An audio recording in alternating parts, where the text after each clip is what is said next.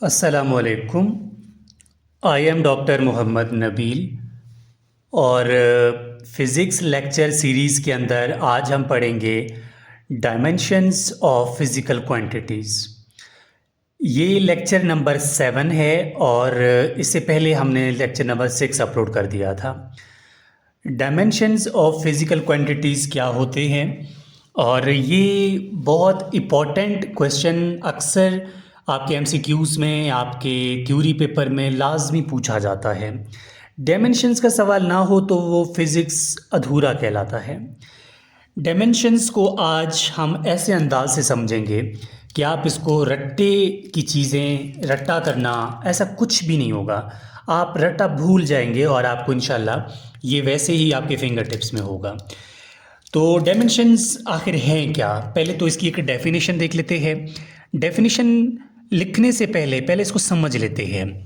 मैंने वर्ड क्या इस्तेमाल किया? Dimensions of physical quantities.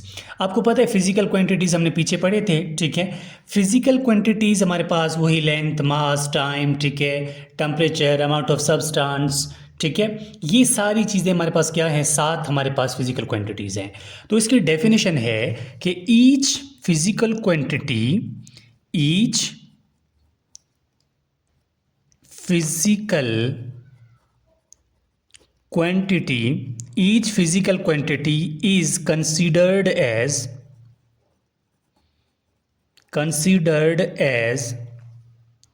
dimension by specific symbol। मैं समझाऊंगा ये, ठीक है।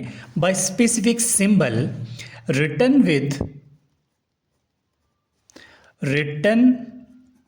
with square bracket.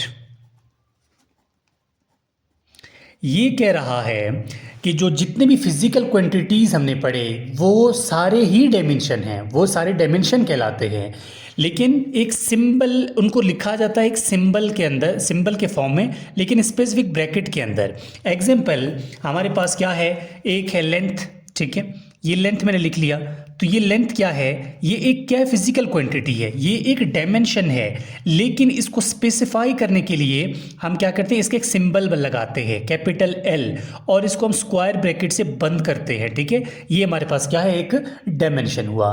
तो लेंथ का डायमेंशन क्या है? कैपिटल एल विद ब्रैकेट, ठीक है। अगर कोई कहे कि मास, जो मास है हमारे पास, मास का क्या है आपके पास डायमेंशन? तो सिंपल आप कहेंगे मास का डायमेंशन है कैपिटल एम, और इसको ब्रैकेट में, स्क्वायर ब्रैकेट में बंद करना है, ठीक है। अगर कोई कहे टाइम का क्या है, इसको हम बताएंगे किस तरह आप इसको फाइंड आउट करेंगे, ठीक है। टाइम का क्या है? तो टाइम का आपके पास डायमेंशन जो आ जाता है वो है कैपिटल टी, ठीक है, लेकिन इसको आप ब्रैकेट में बंद करेंगे। अब डायमेंशंस को समझने के लिए आपको सिर्फ 3 डायमेंशंस आने चाहिए, बाकी तो आपको खुद बताते हैं कि आपने किस तरह इसको फाइंड आउट करना है। वो 3 डायमेंशंस जो आपको आने चाहिए वो यही तो है जो मैंने लिख लिए। सबसे पहले लेंथ का पता होना चाहिए, मास का और टाइम का, ठीक है। अब हम एग्जाम्पल से आपको समझाने की कोशिश करते हैं। अब आपने गौर करना है, अब सब कुछ आपके फिंगर टिप्स में होगा। सबसे पहले आपको कहता है कि एरिया का आप फाइंड आउट करें डायमेंशन। मैं ऐसे एग्जांपल से समझाऊंगा, कभी नहीं भूलेगा। कोई कहता है एरिया का आपने क्या करना है? डायमेंशन बना के दें।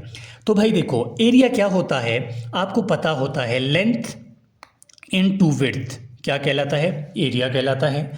तो लेंथ का डायमेंशन क्या है? अभी हमने देखा था लेंथ का डायमेंशन क्या है? Capital L.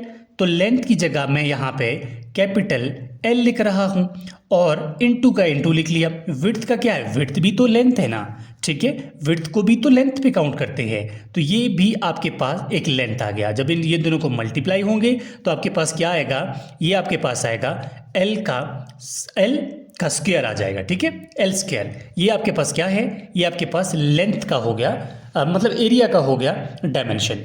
आसान है कि मुश्किल है? बहुत आसान है, आगे देखते हैं, ठीक है। आपके पास एग्जांपल आगे आपसे पूछता है कि मुझे वेलोसिटी का वेलोसिटी का डायमेंशन बताएं, ठीक है, वेलोसिटी का डायमेंशन बताएं। अब आपने याद नहीं करना, ठीक है, आपने जहन चलाना है, आपने जोश से नहीं होश से काम लेना है। देखें वेलोसिटी क्या होता है, वेलोसिटी होता है डिस्प्लेसमेंट ओवर टाइम, ये तो आपको पता होगा। अब डिस्प्लेसमेंट ओवर टाइम वेलोसिटी होता है, तो डिस्प्लेसमेंट इटसेल्फ क्या है, लेंथ ही तो है, the shortest distance between two point, that is called displacement. तो डिस्प्लेसमेंट को आप कैसे रिप्रेजेंट करेंगे, एल से, तो ये आपने एल लिख दिया, ठीक है। और टाइम को आप कैसे रिप्रेजेंट करेंगे, पे ऊपर बता दिया था, किससे करेंगे, कैपिटल टी से, तो आप इसको सिंपल कैपिटल टी से कर लेंगे, तो ये आपके पास होगा कैपिटल टी, ये आपके पास हो गया। अब अगले स्टेप में क्या होगा, अगले स्टेप में ये एल का एल आएगा, ये टी नीचे जो है प्लस का, तो ये ऊपर आ जाएगा, ये माइनस का होगा, तो ये -1 टी के साथ होगा, ये आपके पास हो गया वेलोसिटी। अब देखो वेलोसिटी का आपके पास डायमेंशन आ गया। डायमेंशन समझने के लिए सबसे पहले आपको पता हो कि ये आखिर खुद क्या है, एरिया क्या है, टाइम क्या है, वेलोसिटी क्या है, ठीक है। चले एक और देख लेते हैं। अगर मैं कहूँ कि मुझे स्पीड का बताओ, ठीक है, स्पीड का आप क्या करें, डायमेंशन बताएं, तो स्पीड का डायमेंशन क्या होगा, पहले स्पीड खुद क्या है ये देखना होता है। तो स्पीड आपके पास है डिस्टेंस ओवर टाइम, ठीक है, डिस्टेंस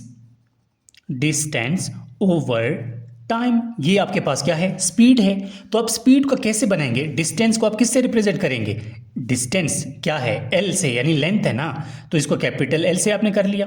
आपने 3 याद रखने, बाकी खुद ब खुद हो जाएंगे, ठीक है। और टाइम को आप कैसे करेंगे, कैपिटल टी से, तो ये आपने कैपिटल सी से कर लिया। अब आप किसको किस तरह करेंगे, ये आपने ब्रैकेट लगा दिया, एल का एल लगा दिया, टी नीचे प्लस का था तो ऊपर आके माइनस का होगा, और ये -1 इसके साथ लग जाएगा। अब आप कहेंगे वेलोसिटी और स्पीड का तो एक ही डायमेंशन आ रहा है, बिल्कुल इनका एक ही होता है, एक जैसा डायमेंशन होता है, ठीक है। चलें एक और कर लेते हैं। अगर आपको मैं कहूँ कि एक्सेलरेशन का मुझे बता दो, ठीक है, एक्सेलरेशन का डायमेंशन बता दो, तो एक्सेलरेशन का डायमेंशन क्या होगा, सबसे पहले आपको ये पता होना चाहिए कि एक्सेलरेशन होता क्या है।